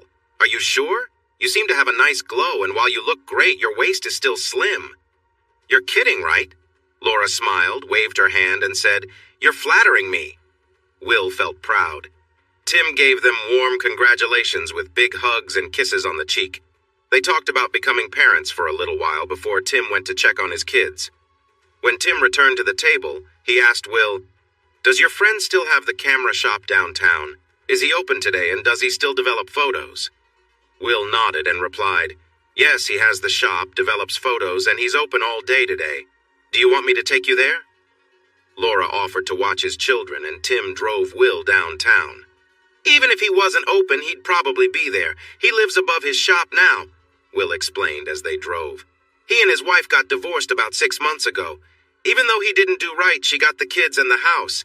He sees them every other weekend and for a month in summer. Life can be tough, and divorce laws can be unfair." Tim said carefully, "Will, there's more to this than I'm saying, but I need your promise that you won't tell anyone, even a jury, that I shared this." Will raised his hand and promised he wouldn't as he drove on. "I found some things," Will said flatly. "I have 2 rolls of film and some videos. I think they belong to Karen and maybe some other girls, but I haven't watched any of them. I want to make copies and store them safely in case I need them later for my divorce and custody. I'm sorry to involve you and Carl, but I really need your help." "Brothers for life," Wildman said with a big smile. "You know we're here for you." When they arrived, Carl waved and finished helping a customer before coming over to greet them. Tim explained he needed 2 rolls of film developed quickly, and Carl agreed to help while they waited. He asked his assistant to manage the front of the store and took Tim and Will to the back to prepare the film. Tim also asked Carl if he could copy VHS tapes. Carl pointed to 3 VCR players and said they could do high-speed copying. Tim then brought in a bag full of tapes and asked how long it would take and how much it would cost to copy them all. After counting, Carl gave him a fair price and said he could work on it today and tonight. As he set up the machines with blank tapes, he said, "Let's get started. Give me the first 3 tapes you want copied. How many copies do you want?" Tim replied that he wanted 2 copies of those 3 tapes and 1 of the others. Carl started copying the tapes. While they were still in Carl's office chatting, Laura called to remind Will that they had promised to go out with 3 other couples that night and wanted Tim and Carl to join them. The boys were going to stay with 3 kids and 2 babysitters at Harry's house, so they couldn't back out. The beer garden had a lively atmosphere with lots of German beer and friendly people, which made everyone more relaxed. They were the only group sitting outside on the cool night, gathered around several tables pushed together. A jukebox played sad songs, mostly old country, but also included tracks from Elvis, Ricky Nelson, and Johnny Mathis. When Betty, Harry's wife, asked where Karen was, Tim, who had enjoyed a few drinks, spoke up. He mentioned coming home early to find the babysitter instead of his wife, who hadn't come home or contacted him. He thought she might be out with other men since he had taken the boys and left before she returned. He said they knew there was a lot of snow in the Austin area but didn't know how severe it was. Tim didn't offer much more insight. Will was already aware of Karen's actions, but the other men were shocked. John exclaimed, "I can't believe she would do that!" And Harry said, I never would have believed Karen could do something like that. Are you sure? Tim shrugged. I can't say for certain, but what else could it be? Tim noticed the four women exchanging looks after Harry spoke up and challenged them. What, you ladies aren't surprised? The women glanced at one another again, and Betty said, No, I guess not. Men often miss the signs, but we understand each other well enough. The last time we were all together, she was flirting a lot when you weren't around. So what? Harry replied. You all flirt too. Does that mean you are seeing other men? There are limits to my flirting, and part of it is to remind you how lucky you are to have me, Betty said. But remember when you had to look for me at a dance because I hadn't come back for a while? You remember how she said she was feeling sick, but then went back to having fun? Betty's comments caught Harry off guard, and he stumbled in his response. Okay, but you know those two are often not truthful. We didn't believe a word because Will, John, and I were outside and nothing really happened then. Laura spoke up, looking at her husband. Harry, John, Corky, Will, has Karen ever made you uncomfortable on the dance floor or anywhere else? Has she ever flirted with you? Maybe kissed you? Laura asked, her voice curious but serious. Will turned red, stammering. She was drunk. It didn't mean anything. Are you sure? Laura pressed. And are Vic and Louis lying, or are you all telling the truth when you claim nothing really happened? You sound as uncertain now as when I first asked you. The women turned to Tim, and Laura continued. We're sorry, Tim. We would have told you if we had solid proof, but we've had our suspicions. We know she loves you a lot, but something's been different since after Mark was born. She used to be all about you, always talking about how much she loved being with you. She would share way too many details with us, but there was no question that her life was all about you. Lately, though, after a couple of drinks, it seems like she's looking for something else. Maybe, given what you think you've learned, she has started finding enjoyment with others, too. Tim looked thoughtful, but then chuckled. It's not that I doubt my wife could handle these guys if she wanted to, or that they wouldn't try if given the chance. But really, 5 men in 20 minutes? That's hard to believe. Betty laughed sarcastically. Well, it wouldn't be the first time. The other wives chuckled, too. Tim pointed playfully at the 3 men, then let his hand fall limp, making everyone laugh. The 3 men, however, looked embarrassed and guilty. Tim was still processing Will's shaky denial and everything the women had said when Carl walked up and introduced his cousin and her friend. The mood shifted quickly. Carl's cousin from Tennessee and her friend from Georgia, both students at Trinity University in San Antonio, had surprised him by showing up at closing time, insisting he take them out for the night. He brought them to the beer garden where the group was. They all drank too much, shared loud stories, danced with one another, and even said some over-the-top goodbyes to people who weren't their spouses. Throughout the night, Tim's mood swung between sadness, happiness, and deep thought. The group tried to keep his spirits up, with each woman taking turns to distract him with light-hearted dancing and conversation. Tim spent the evening enjoying the company of friends. At the end of the night, as everyone said their goodbyes, each of the women gave him a quick kiss, trying to outdo one another. Serena was the last in line and gave him an especially bold farewell, slipping her phone number into his pocket before stepping away, saying, "Call me," with a smile. With the goodbyes finished, the group gathered by their cars, deciding who was sober enough to drive. Wildman, clearly far too drunk, handed Tim his car keys, mumbling, "You drive. I've had way too much, and Laura doesn't like driving at night." Laura looked at Tim, assessing if he was sober enough, and eventually nodded in agreement. Wildman got into the passenger seat without hesitation. Tim opened the back door for Laura, but she insisted on sitting in the front to keep an eye on his driving, speaking in a tone that left no room for debate. They squeezed into the front seat, with Tim taking the driver's seat and Laura in the middle. It was a bit of a tight fit, and Laura had to adjust herself around the gear shift, her dress riding up slightly as she settled in. Tim noticed this, but focused on driving. As Tim started the car, he teased Wildman about how easily he'd fallen asleep after drinking so much. Laura responded with her own jab, reminding Tim that since he had bought some of those drinks, it was only fair that he would be the one to help Wildman inside when they got home. The banter between them was light-hearted, and though there were a few moments of awkwardness due to the close quarters, Laura kept her eyes fixed on the road ahead. Tim drove carefully, shifting gears as they moved through the dark, winding roads. Though the situation was a bit awkward, it was clear that everyone was ready to call it a night. The silence in the car, with only the soft sound of the engine and the road beneath them, set a calm tone for the ride home. Tim was more than a little tipsy as he drove, and his thoughts were all over the place. Sitting next to him was Laura, his friend Will's wife, someone he should definitely not be thinking about in this way. Still, memories of Will and Laura's open relationship made him curious. Maybe it wasn't such a big deal after all. As he drove, Tim found himself distracted by Laura's presence. He reached out, lightly touching her leg, thinking about how far he could push this. His hand moved higher on her thigh, and though it felt wrong, he excused his actions by reminding himself of what he'd heard about Will and Karen. Laura didn't pull away or say anything, so Tim let his hand linger, testing the waters. The hem of Laura's dress slid up as Tim's hand moved. It felt like everything slowed down when her dress revealed more of her legs. Laura remained quiet, her expression unchanged, but she finally spoke as they neared a stop sign. "Eyes on the road," she said calmly, but she didn't pull her dress down either. Tim quickly focused on driving, but as soon as they were moving again, his hand returned to her leg.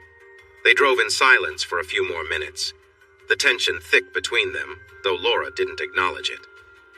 When they reached their destination, Tim parked the car and turned off the engine.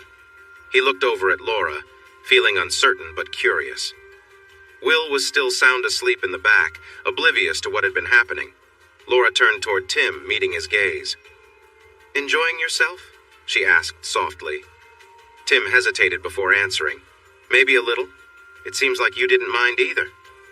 Laura smiled, though her tone remained light. "I have no idea what you're talking about. I just didn't want you falling asleep at the wheel." Tim wasn't sure what to make of that, but before he could say anything else, Laura added, "You know, I wasn't really trying to mess with you, I was just keeping things interesting." Her comment made Tim wonder what was really going on, but he didn't push it any further.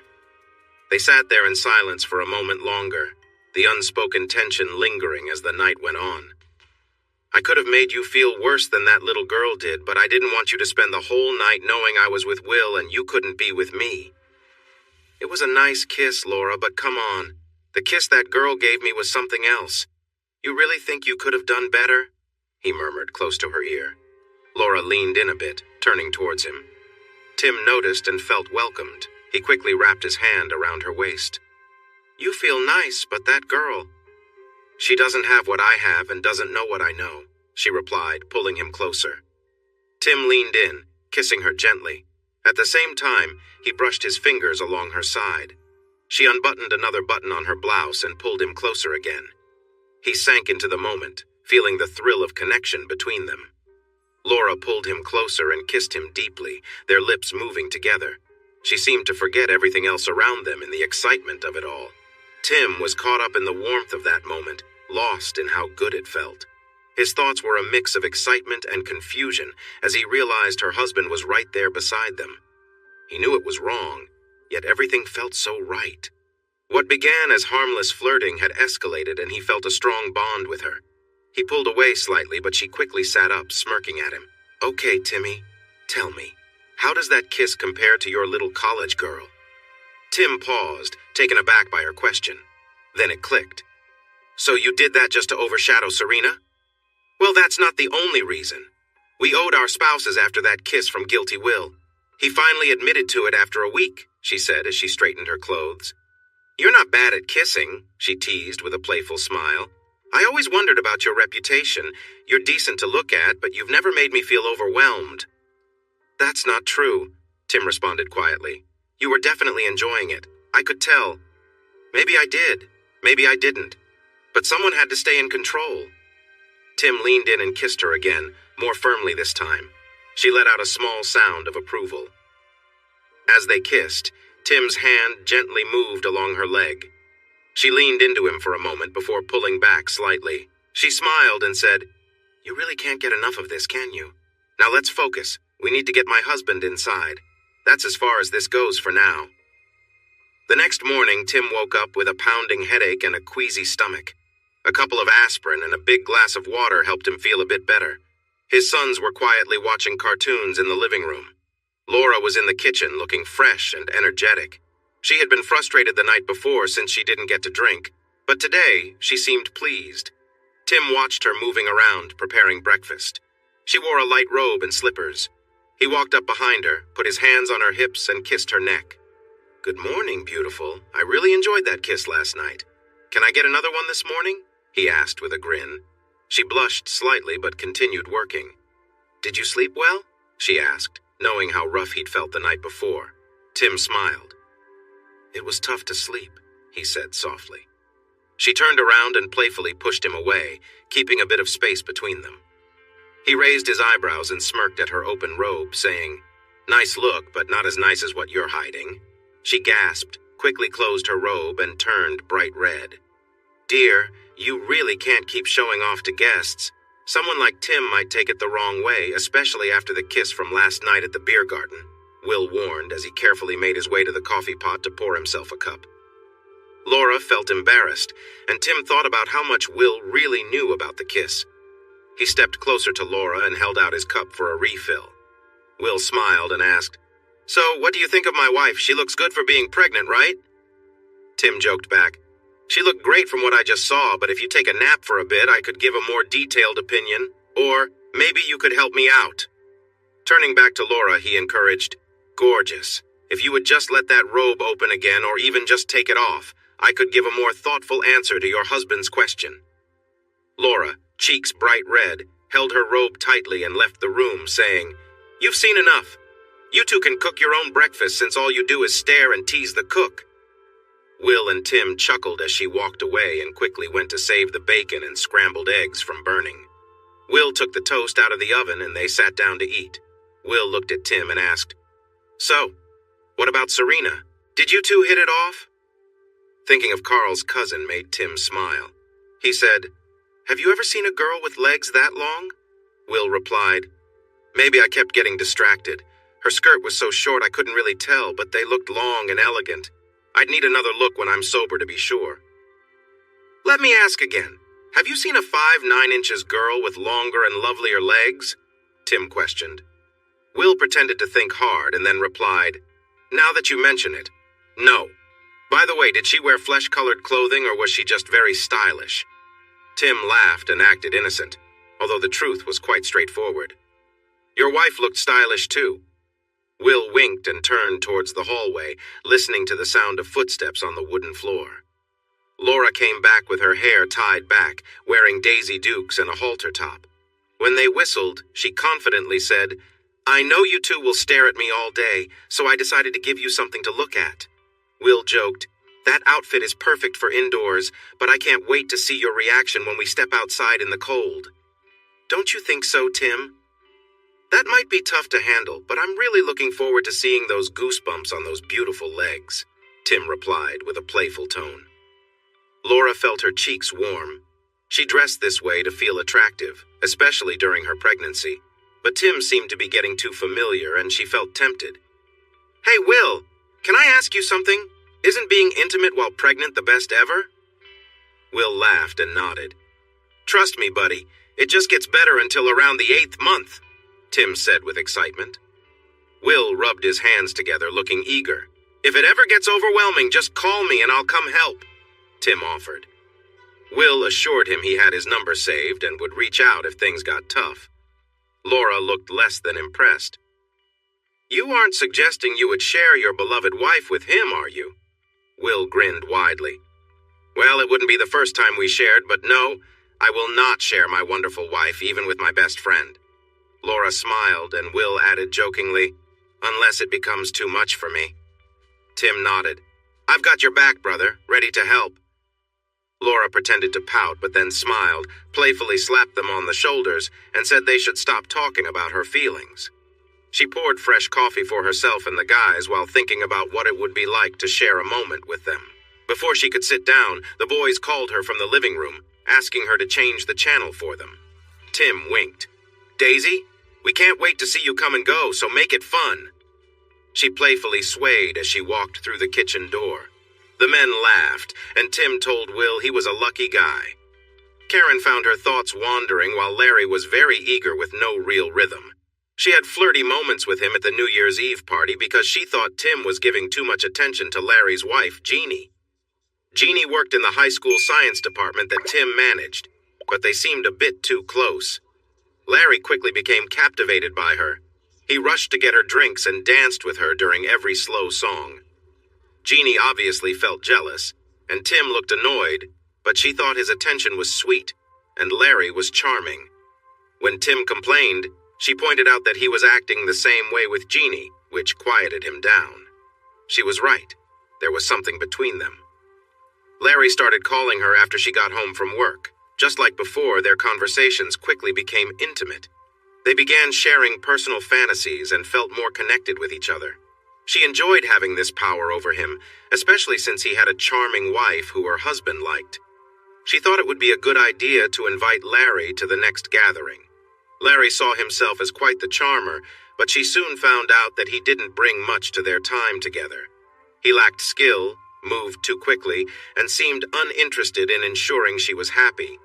The others she had been with, though not perfect, had treated her with care and had appreciated her. Larry didn't seem to understand how to make things enjoyable. While they were together, she wondered how he ended up with someone like Jeannie. Fortunately, he was quick to finish, only lasting about 7 or 8 minutes. After that, she could take something to keep herself engaged and spend time with others. She had been told that her commitments would end once the film was done, allowing her to return to a quieter life as a wife, mother, and teacher. She knew from her past experiences that she might be tempted to wander again, but right now, the idea of living a stable life felt more appealing than it had in a long time. Karen discovered 3 important things about herself. She loved the excitement of attraction, the first time was special, and her interest faded afterward. She felt exhilarated when she first connected with JW, and again with Steve and JW together on the same bed. This led her to think that more could mean more fun, so when Frank asked for a turn at the gathering, she was willing to see if that was true. Being with Frank didn't thrill her much, but with 3 men working together, she finally felt joy. On the way home, JW told her she was in for another exciting experience next time. The surprise was Barry Benton, a successful lawyer and active politician. He was married to a lovely woman but claimed he needed more excitement in his life. He was considerate and tried to make her happy. However, he introduced her to something else that sparked her interest: power. Her first experience with a powerful figure was a senator in Austin. They met in a hotel one afternoon while she was supposed to be at a conference. She felt a rush of excitement being with someone so influential. In truth, he wasn't anything special, but the excitement made it feel important, and she wanted more. Her wish came true when 2 high-ranking officials visited the next day, one in the morning and another in the afternoon. Neither one was impressive, but she made them think they were. She enjoyed the feeling of having a powerful man close to her, and sometimes that was enough to make her feel good, even when the experience wasn't great. On the last day of the event, she had a close interaction with an important man and then spent time with his biggest supporter. As they left, she felt a sense of pride that she had connected with top officials in the state. However, the man that afternoon was particularly unusual, and she told Benton to never ask her to see him again. Her next experience was at another gathering at JW's ranch. There were no officials this time, but Benton and a sheriff had joined, making the group larger. For Karen, the thrill of engaging in multiple encounters had faded. The idea that more would be better was proven wrong that night. After all, she had been with 5 different men without much satisfaction, and she figured the others wouldn't be any better. Now she just felt bored and used, ready for it all to end. Being in the adult entertainment world wasn't as great as it seemed. The only reason she stayed that night were JW's threat to tell Tim what she had been doing, the promise of freedom after finishing the film, and a chance to earn $5,000 from the sales. If she got that money, she would use it for a wonderful family vacation. It would still come from her choices, but it was the best way she could make up for neglecting her husband and kids while chasing after excitement. She had been told that the audience for a specific film would be mostly overseas, and that it wouldn't release in the USA. She somewhat believed it because many films featured more experienced performers, but it still worried her. She decided to finish filming with the other two men quickly so she could go home in time to relax, cuddle up in bed, and enjoy her own company, getting ready for the joy she knew her husband could provide. She recognized her insatiable nature and had come to terms with it, even if she felt it might lead her to trouble one day. Then, her thoughts were interrupted by Larry's remarks about Tim being a weak husband who couldn't take care of his wife, and she responded with anger. Feeling guilty and wanting to get back to her normal life, her anger started to rise, mostly directed at herself, but Larry took the brunt of it. After she sent him running away, she cleaned up, went into the living room to find her clothes, and asked JW to take her home. Leaving now would give her time to clear her mind and prepare herself so Tim wouldn't suspect anything. He never had known, and she planned to keep it that way. She was always careful. They all tried to persuade her to stay, using both friendly talks and strong words, but the only reason she found convincing was JW's promise that filming a specific scene tonight would mean they only had one more short, fully clothed scene left before Beauty and the Beasts was done, and she could be free from her commitments. After having another drink and taking a moment to calm down, she agreed reluctantly. She decided it was best to finish this quickly so she could return to her real life and the love of her husband and sons. Setting up and filming the scene was really challenging. Joe Ward was supposed to be on the bottom, but he was quite large, making it uncomfortable for her. Joe Allen was rather quick, so she had to pretend to keep up with the scene to avoid any issues. Even though she was uneasy about being the focus of Larry's attention, she went along with it because JW and Frank needed the filming to happen. She did warn Larry not to ever mention anything about her role to anyone. Just as they were filming, loud noises startled them, and the lights went out. JW grabbed a flashlight, rushed outside, and yelled about a storm and live wires near their trucks. He hurried back so they could find their clothes in the dim light, and Karen wrapped herself in a quilt to stay warm, knowing it would soon become very cold in the house. While they were discussing how to handle the electrical issues, they heard a loud noise, and the shed outside burst into flames. Panic spread quickly, especially since their trucks were parked nearby.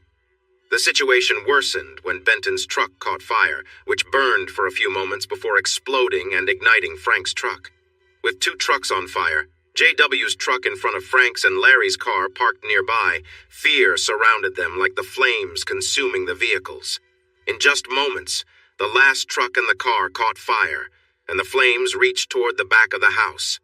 This shared fear pushed them to act quickly. They hurriedly grabbed anything they could for shelter and warmth. JW considered going to the bedroom for the cameras and film, but changed his mind when he saw part of the house already burning. Panicking, he rushed back to the living room and led everyone to the boathouse by the lake. They slid down the steep, snowy path, half running and half falling. Upon reaching the boathouse, they quickly looked around. Most of the items there were unhelpful, like tubes and paddles, but they found a propane heater. They stacked boxes, rafts, and other things around the walls for insulation. Then JW lit the propane heater.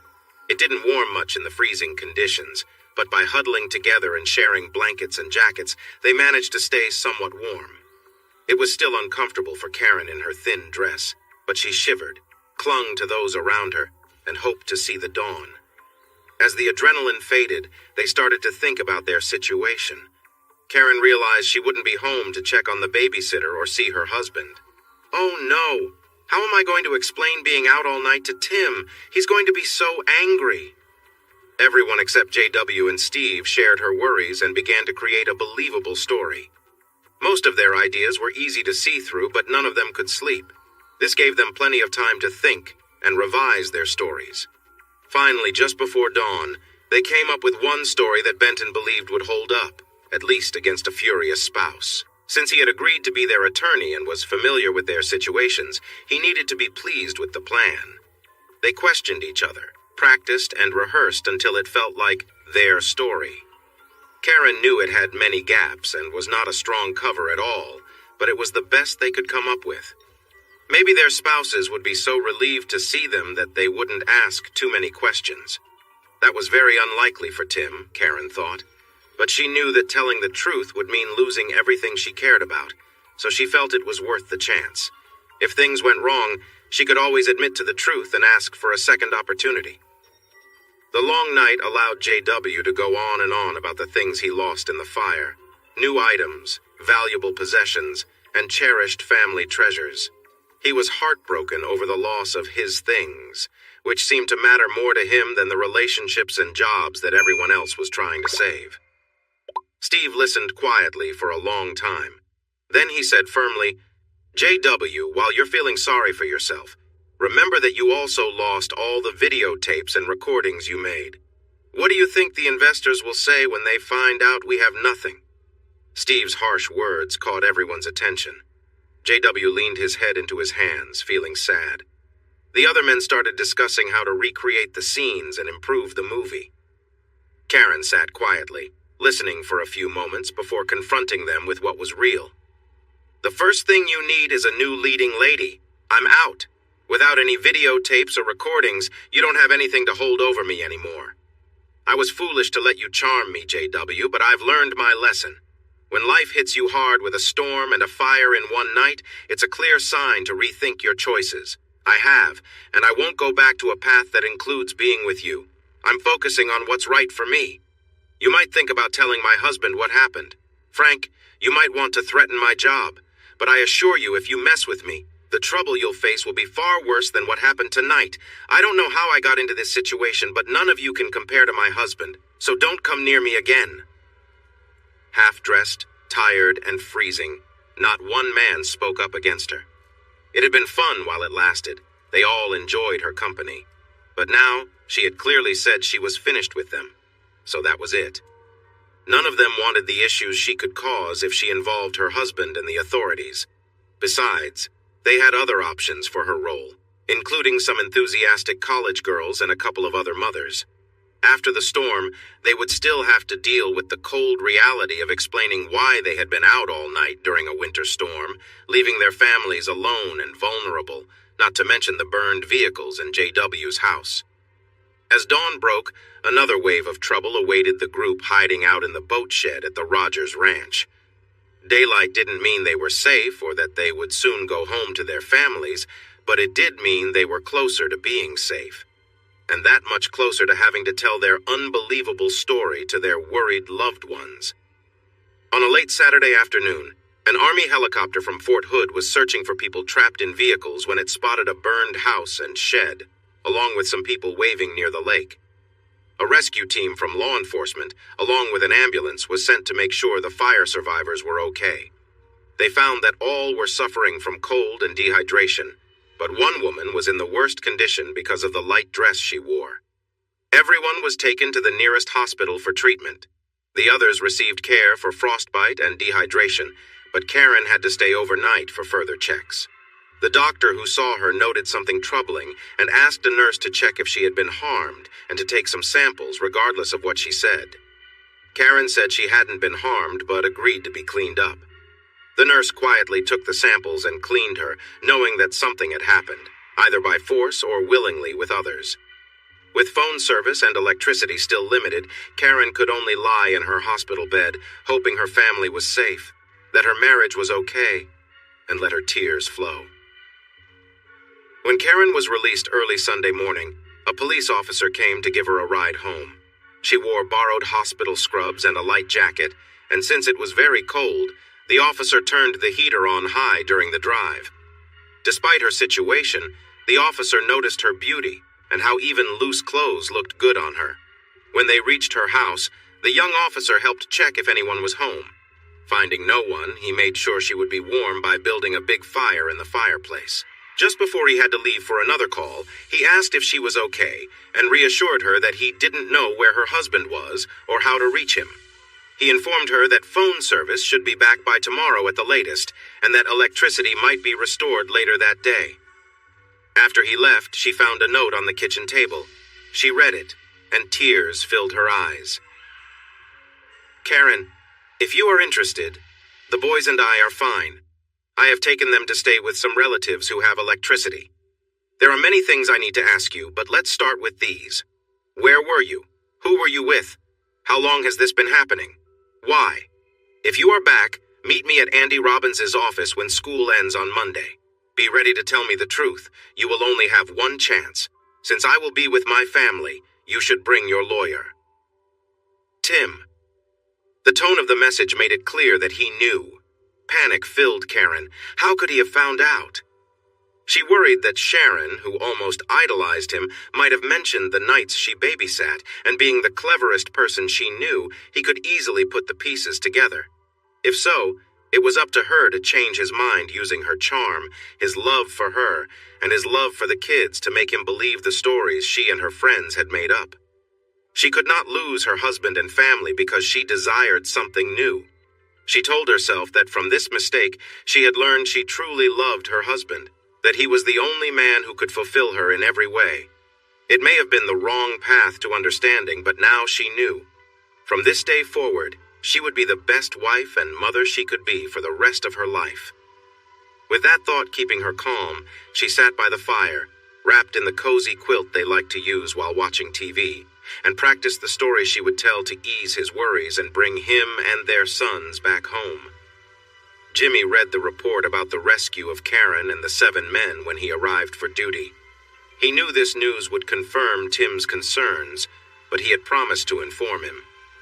Andy Robbins looked worried and shook his head in disappointment as he shared details of the rescue but asked no questions.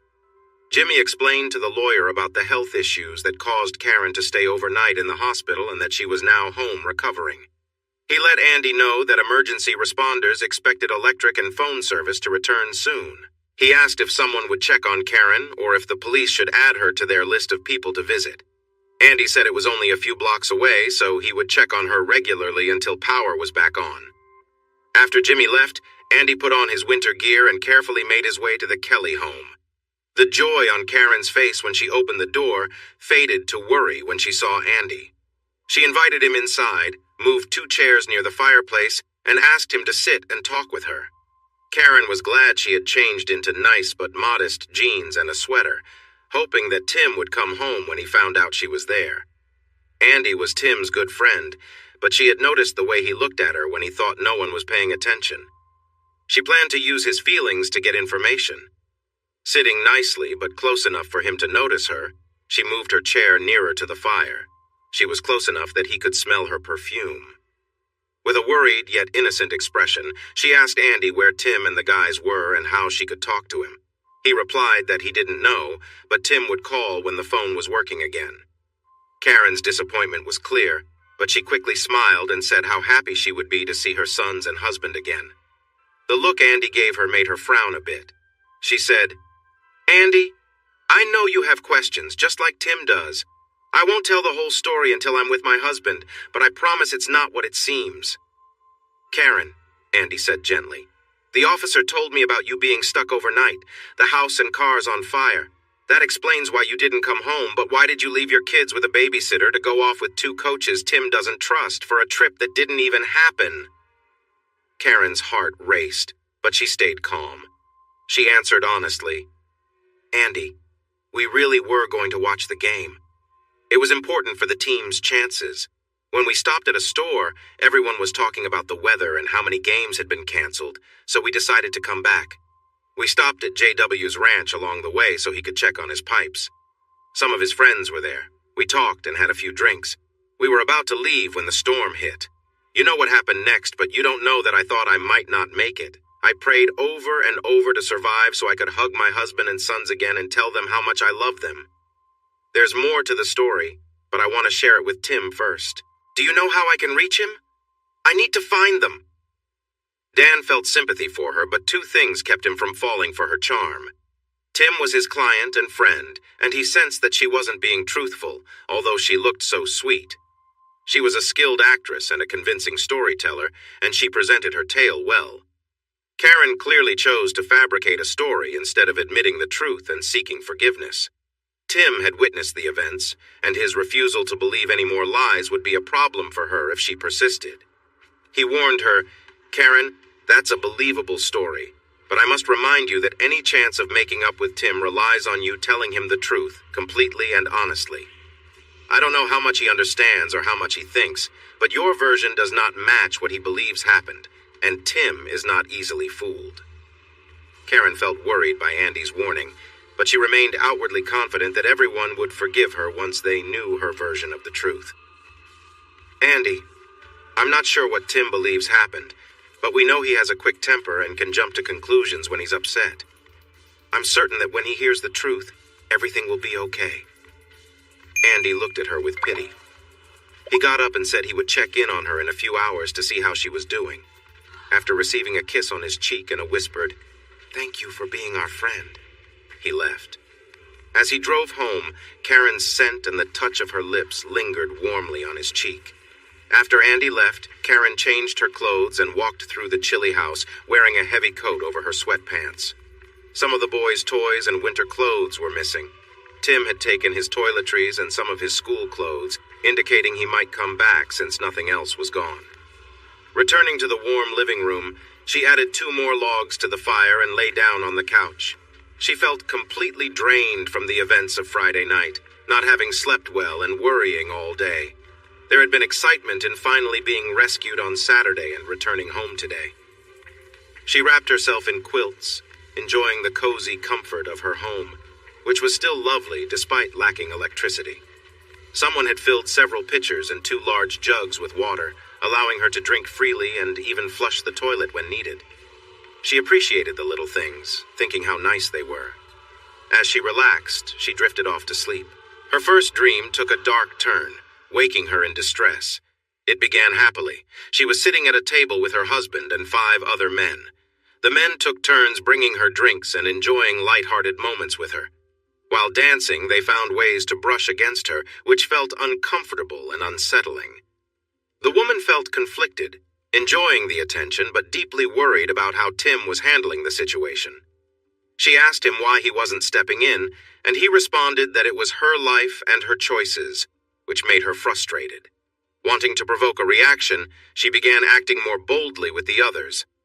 Eventually, one of the men led her back to the table, but instead of sitting her down, he lifted her onto the surface. He stood close to her, wrapped his arms around her, and kissed her passionately. Her husband watched the scene but did nothing since she wasn't resisting. As the man became more forward, a tense atmosphere built around them.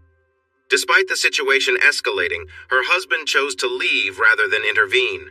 The event took a toll on her, and when she was alone, she felt a deep sense of confusion and fear. She woke up drenched in sweat, shaking, and overwhelmed with sorrow. She cried until the terrifying images in her mind started to fade. She realized it was just a bad dream, but she worried that if Tim knew what she had done, he would look at her the same way he did in her dream. He would turn away and leave her behind, just like in her nightmare. After she cried for a while, she gently fell back asleep and managed to avoid any more bad dreams. A soft afternoon light filled the room when she woke up an hour later to a knock at the door. Still feeling sleepy and a bit mixed up, she hurried to the door. When she opened it, she found Andy standing there with a big thermos and a sandwich wrapped in silver foil. "I brought you a ham, egg, and cheese sandwich and some coffee," he said. "How was your nap?" Karen knew she probably looked a mess. She hadn't even brushed her hair before answering the door and had slept in her clothes. "Thank you, Andy. Can I wash up first and then join you for coffee and food?" He grinned at her and tilted his head, saying, "Why, you look great to me." She laughed and quickly went to the bathroom. The mirror showed her she was far from looking great, so she set to work to freshen up. Once her hair was tidy, she put on a little makeup and changed into a nice sweatsuit. She went back to the living room. Andy was adding logs to the fireplace, and when he turned to see her, his expression showed he liked how she looked. He offered her a cup of coffee with cream and sweetener, just how she liked it. She thanked him and eagerly enjoyed the sandwich. "I'm sorry for eating so quickly, but I was really hungry. I don't remember the last time I ate. Thank you for being so thoughtful."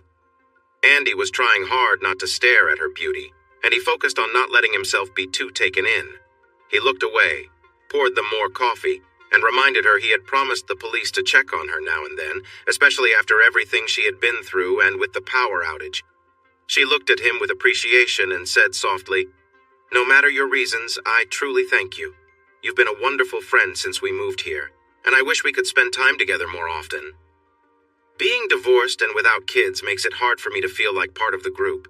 You all didn't push me away. I stepped back. I've been busy searching for my wife and kids and wondering what I might have done wrong. I haven't been the best company lately, and I didn't want to bring my troubles around you all. Don't feel bad about me not joining in more. It was my choice that led to my absence, not anyone else's. Karen realized that her decisions might lead to her being left out. She needed to convince Tim and Andy that her missing Friday night was just a matter of bad luck and that nothing wrong had happened. She worried that their sharp minds would see through her story, which she had created under pressure with the less thoughtful guys at the boathouse. She thought it would help to have an ally when she faced them, and she remembered that Andy had always shown interest in her. Maybe, just maybe, she could win him over. "Andy," she said gently, "it's getting warm in here with the big fire and the sun shining through. This fleece is a bit too much. Do you mind if I change into something more comfortable?" He said it was fine, so she quickly went down the hall to her closet. She wanted to look nice, but not obvious. What should she wear? She decided on a comfortable outfit. No bra, red underwear, a hoodie, and loose shorts. The white pullover would show off her figure nicely, and when she sat, the shorts fit well, highlighting her slender legs. After checking her reflection and darkening her lipstick a bit, she felt she had found the right balance. Attractive, but not too much. When she returned, Andy was by the sliding glass doors, looking outside at the melting snow. His expression showed he agreed with her look. She moved an old love seat closer to the fire, sat down, and invited him to join her, which he did. She angled her legs toward him, her knee just brushing against his. She began talking excitedly about how much stronger the winter storm had been than expected and how it caught many people off guard. Andy seemed a bit unsure about their closeness and the direction of the conversation, so she changed subjects and asked when the basketball team would play their postponed game. Andy explained that they wouldn't be playing because the top team had already played and won, so there were no playoff stakes, and it would be tough to find referees for a sudden game. "Oh, I really wanted to see them play again. His team has improved so much this year. They really give their all, and he coaches them wonderfully. Everyone loves him, you know? He's been named Teacher of the 6 weeks several times and even Teacher of the Year in our first year here," she said proudly. In her excitement, Karen innocently moved her knee closer to Andy's leg and placed her hand on his arm as she continued praising her husband. Andy looked a bit uncomfortable but didn't pull away. "Now, Andy, let's talk about you. How are you doing? I know you're trying to move on from the divorce and focus on getting your kids back, but I sense there's still sadness in you, Andy." "Are you really okay?"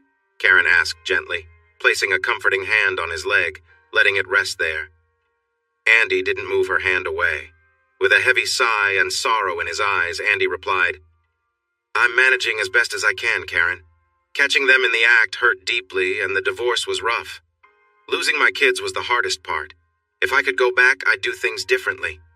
Maybe I could have stopped it, or at least given it a real chance. But I didn't, and I regret not letting her explain. Now I find myself lost, focused only on trying to find my ex-wife and kids, with nothing else really mattering in my life." Karen, feeling his pain, placed her hand gently on his arm and rested her head on his shoulder. "Oh, Andy, I'm so sorry," she whispered softly, squeezing his hand to offer comfort. The two sat in a moment of quiet understanding. Andy felt her warmth and closeness, but his mind remained weighed down by his past and the mistakes he believed he made. Karen looked at him, her eyes filled with sympathy, silently offering him comfort through her presence. He leaned in and kissed her gently, finding a small moment of peace in her support. Karen returned the kiss softly, wanting to help ease the pain she could sense in him. It was a tender, quiet moment, full of unspoken emotions. They sat there together, quietly sharing a simple connection in the midst of Andy's sorrow. Karen and Andy sat together, enjoying each other's company when they found themselves sharing an intimate moment. As their feelings deepened, Karen flirted playfully, and they shared a few tender kisses. Andy, however, soon realized that things were getting a little too intense. Feeling the need to step back, he gently pulled away, saying he had to leave. Karen, trying to keep things lighthearted, gave him a friendly smile and playfully asked him to stay a little longer. But Andy, feeling conflicted, insisted it was time to go and quickly made his way out the door. Left alone, Karen sighed and composed herself, returning to her daily routine. She took a moment to relax in the quiet room, gathering her thoughts. After a while, she got up and went about her day, leaving the encounter behind her as just another fleeting moment. The scene passed quietly, and Karen moved on with a sense of peace. The brief encounter was now just a memory, and she was ready to focus on what came next in her life. She lay on the couch, deep in thought about her relationship with Tim. She wished they could have fun like they used to, but lately, things had changed. It felt like their roles had reversed. In the beginning, Tim was the adventurous one, always full of energy and ideas. He had experienced so much before they met, while she was still figuring things out. Now, she was eager to explore and connect more deeply, but he seemed hesitant. As she remembered their early days, a smile touched her lips. There was something special about how Tim had broken down her walls. She had planned to take things slow, but each time he held her, all her plans melted away. His presence made her feel safe, and she couldn't help but be drawn to him. On their third date, things moved forward in a way that surprised her. They shared moments of closeness, and despite her nerves, she found herself trusting him more with each touch. By their fourth date, they were growing closer, and she began to let go of the reservations that had once held her back. On their fifth date, Tim invited her for a weekend getaway. They had dinner, danced, and shared soft moments together. It felt natural, like they were building something special. When they finally went up to the room, Tim was gentle, making her feel cared for. His touch was soft, and every moment with him made her feel more connected. He seemed to know her in ways she didn't even know herself, and for the first time, she realized how much she had been holding back.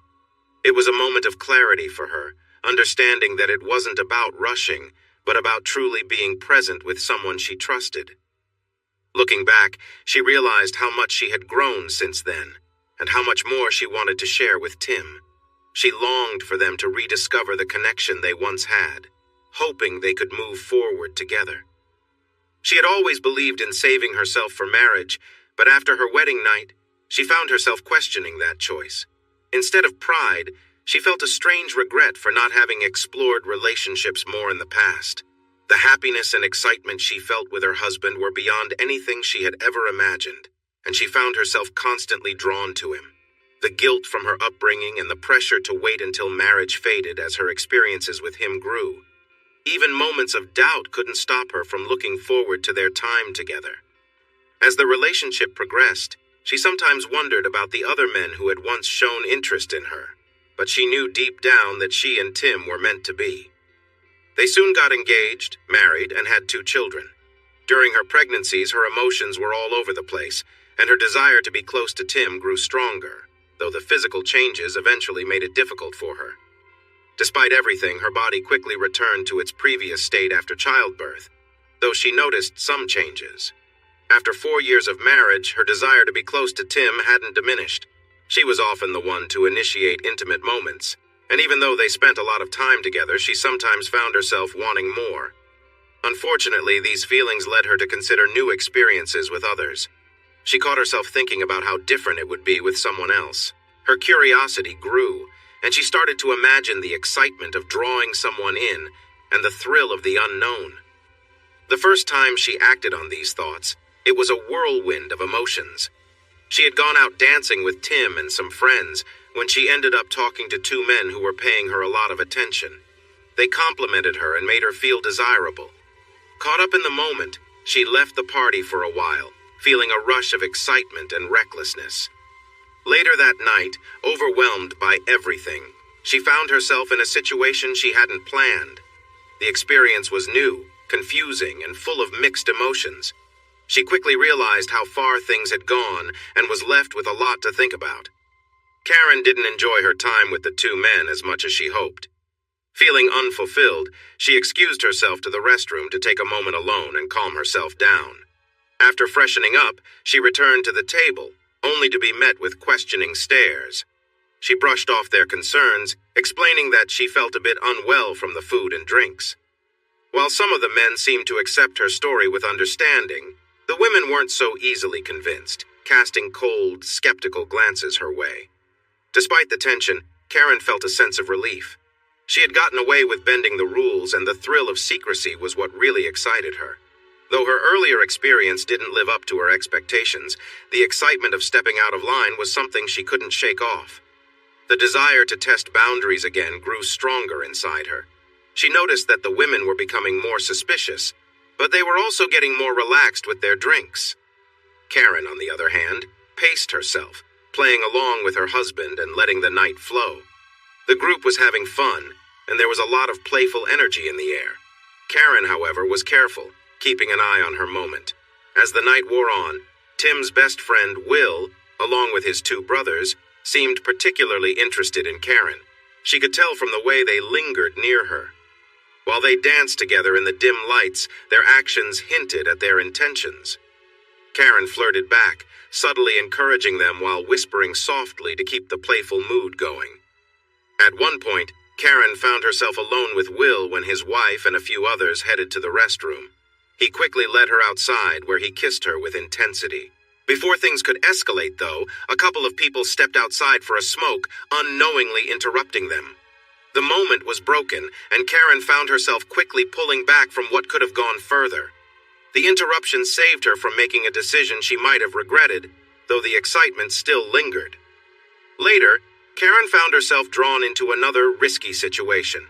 She flirted with one of the younger coaches she knew from a previous school district, and eventually got involved in an affair with an old flame, now married. The relationship quickly became complicated and nearly cost them both their marriages. They were almost caught when a family member stumbled upon them during one of their secret meetings, but they managed to cover up the situation just in time. Through all these close calls, Karen's thrill-seeking behavior never quite let up, and she continued to test the limits of what she could get away with. She thought she might get caught, but luckily, no one came to check the truck. For her, the thrill of almost being discovered added an exciting edge to their relationship, but it scared him. After that, he decided to distance himself from her. JW liked to brag about how he charmed her, and Steve was proud of how they managed to involve her with the others. The truth was, she probably would have been interested in them on her own. Despite her wandering eyes and meeting new people, she still felt her husband was the best. Even though she had been with several men after getting married, he stood out among them. Tim had a way of impressing her, both with his looks and strength, but even his efforts could only satisfy her for a while. She often found herself relying on other ways to fill the empty spaces in her life, despite the time she spent with her husband and others. She had a routine balancing her life between her husband and other encounters, but she always found herself seeking more, never fully content. "I'm always wanting more, aren't I?" she whispered to herself as she tried to calm the restless feelings she had inside. Thanks for watching this video. Don't forget to subscribe to Infidelity Plus to stay updated with more captivating tales of infidelity and payback. Turn on notifications so you're the first to see our latest content.